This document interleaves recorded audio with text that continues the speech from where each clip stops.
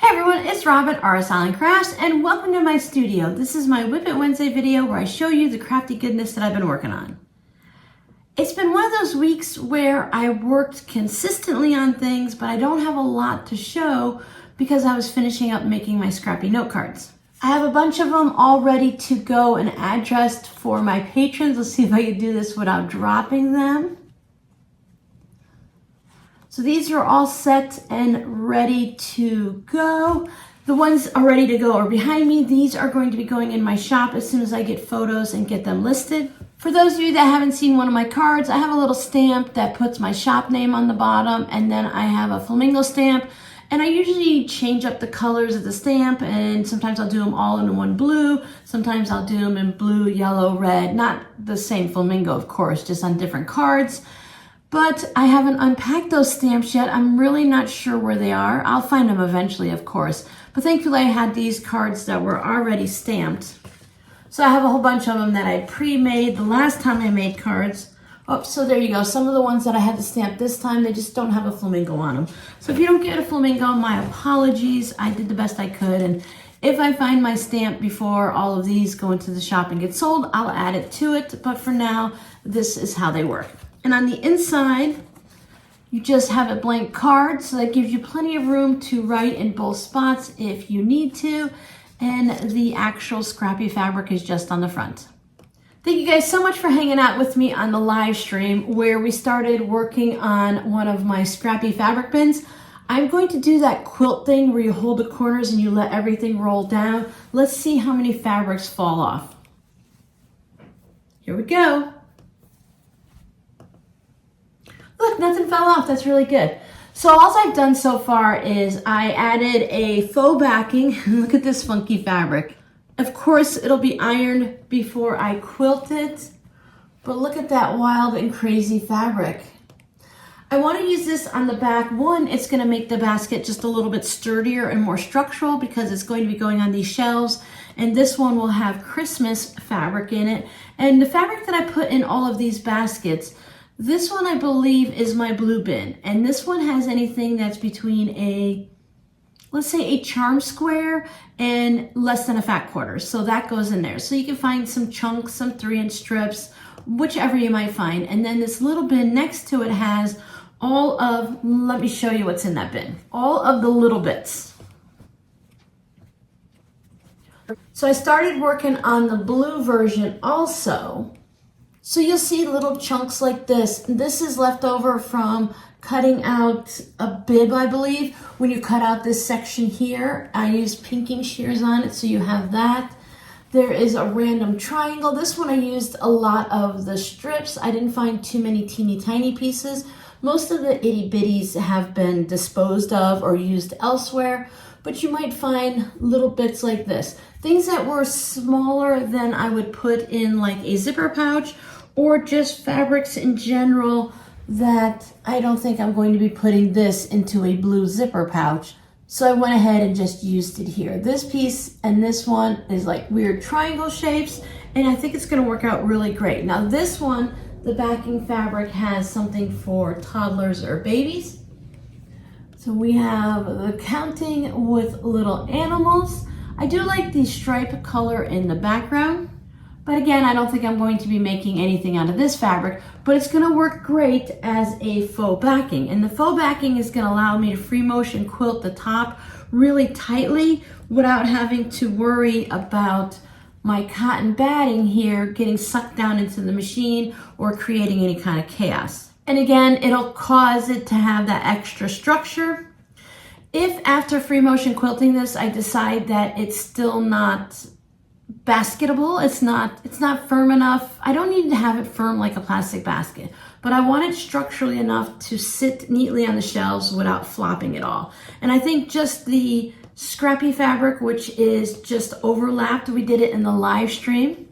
So I hope you guys enjoyed the live stream or the replay. I'm always so grateful when you guys come and hang out with me, even if I'm doing something totally random that you're not interested in.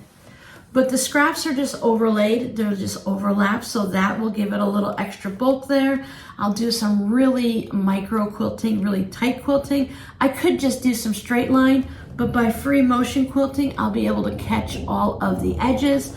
This is a good way to use up the bits of fabric without wasting my good fabric by making a basket out of it. Now, Christmas scraps tend to be a little bit different. I don't use a lot of Christmas scraps.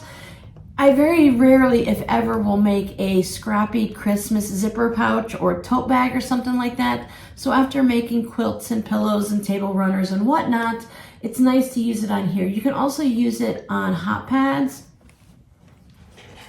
So if you joined me over the weekend, these were actually strips that were already sewn together, and there are different bits of them. Some random circles that I had, and you just never know what's gonna come out of the scrap bins. So I thought this is going to turn into a really fun project. I will be putting a Christmas fabric liner inside the Christmas basket, so this weird and funky stuff won't matter. And even if it's a piece of white fabric that I put in there and you can see all of the craziness coming through, it really won't matter because it'll be full of the Christmas scraps. Now, speaking of Christmas quilts, I have sewn together all of my blocks that I've been working on with my patrons. We are doing 2 quilt-alongs this year. One of them is the Christmas stars, and I just needed to have another type of a finish. So Sunday afternoon, I went ahead and stitched this together. Let me show you what it looks like. I had to stand back a little bit for this one.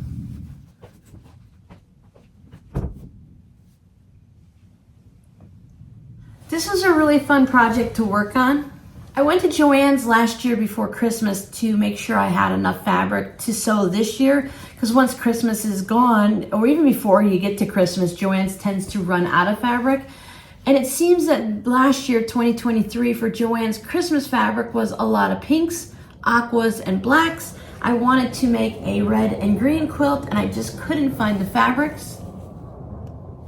Although I did find a lot of fun fabrics, gnomes, of course, and snowmen, but I also found some dinosaurs. And I did find some basic red fabrics that'll work for Christmas and other times. So I think it turned out really well. I can't wait to get this together and finished. Let me put a little picture up here so you can see it laying out on my full-size, double-size bed. This will just be a lap quilt, and I think it's just going to be something that'll be great to snuggle up under. Once this is finished, it will be going into my Etsy shop. This one is not meant to be for me. One of the fun parts about doing stars is there's so many different star blocks you can make, but this version, you don't lose the points in the seams. So even if your blocks come out a little wonky, even if you were sewing at night and you shouldn't have, then you don't have to worry about losing your avocado star points. Next quilt along in 2024, we'll be starting up in June with my patrons, and we are doing tiny houses.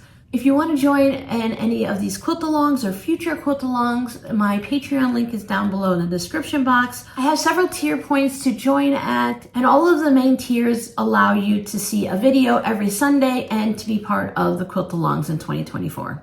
Speaking of quilt-alongs, I have new blocks from the community quilt. I'm sorry I have not put these up yet. Hopefully today I will put them up before you see this actual video. These are from Canada, and they did get a little bit lost on the way here. They took an extra long journey. It took them about 3 weeks to make it from Canada, which sometimes they get here in 5 days and sometimes it takes 3 months. So I think they did pretty good.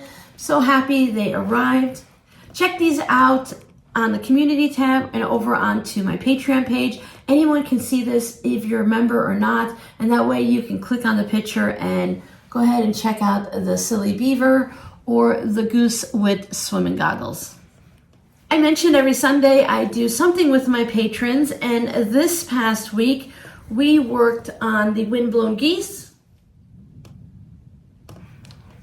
You know, I've really been hooked on making flying geese. I've always enjoyed making flying geese, but now that I know how to make them properly and not have them wonky on accident, unless I want to make them wonky, of course, I've been really having a lot of fun doing them. And I like the simple bits of adding backing to either side, and it just gives the quilt so much movement. Now, I did use a charm pack for this. I used the Beautiful Basics by Maywood Studio Classic Check and Dots, and it has 42 charms. I use that for all of my geese so you can see the polka dots and checker, and it's just a really fun. It's not quite bright and vibrant, but it's not dull. It's just that perfect mixture. And for my borders, I had this screen fabric print that someone had shared with me, and it has a green tint to it, almost like when brass turns a little bit green, that color, but there's enough of a gray black undertone to it that I don't think it really screams green, but compared to the black version that I plan on using for the binding, it just makes it just a little bit calmer, and it doesn't have a big bold border look to it as if I were to use the black version. This one will also be quilted and popped into the shop. I don't know how I'm going to quilt this yet. There's a variety of ways. I can do some type of free motion wavy movement. I can use the regular wave stitch, the serpentine stitch. I can cross hatch it, just do some swirls. I don't know. I'll figure that out when I sit down in front of the machine. So a huge thank you to everyone who shares their leftover bits of fabric and things that they're no longer interested in using. I do put it to good use. Sometimes it takes me a little bit to use it, and other times it just arrives at that perfect time that it is very needed for a project that I'm working on. I'm really kind of excited to find some of my scraps and bits that are a little bit bigger than the things that we're seeing in these projects to make the tiny houses. I want to be able to take a variety of fabrics and put them in there. I don't know if I'm going to make several pillows, or if I'm going to make a bed quilt or lap quilts. I think I'm just going to make houses and then see what happens when I'm done making houses. So your scrappy word for today is Christmas quilt. Do you guys have a special Christmas quilt that you pull out, that you snuggle up with when watching Christmas movies? I have a Christmas quilt. I did one of those Christmas quilt block exchanges. I have the Halloween quilt, I have a Christmas quilt, I have an owl quilt, and I don't always remember to pull it out because in Florida at Christmas, we were still in shorts and t-shirts. So we'll see what happens here in Arizona. I'm sure it's going to be a little bit cooler out. I'm so sorry. Sitting in this chair always makes me a little sidewinder. There we go. Sit up, straighten your back. Do you remember hearing that constantly from teachers and adults? Every now and then I try to remember myself. So thank you guys so much for always hanging out with me. If you're looking for more videos, check out a one here, or maybe I have to figure it out. Okay, Robin, this side is your right-hand side with the clock. The left-hand side is the one with the bookcases. So if you're looking for more ways to use your scraps, go ahead and check out one of these videos, and then there will be a second one just for fun. Thank you guys so much for hanging out with me. I will see you in the next video. Bye.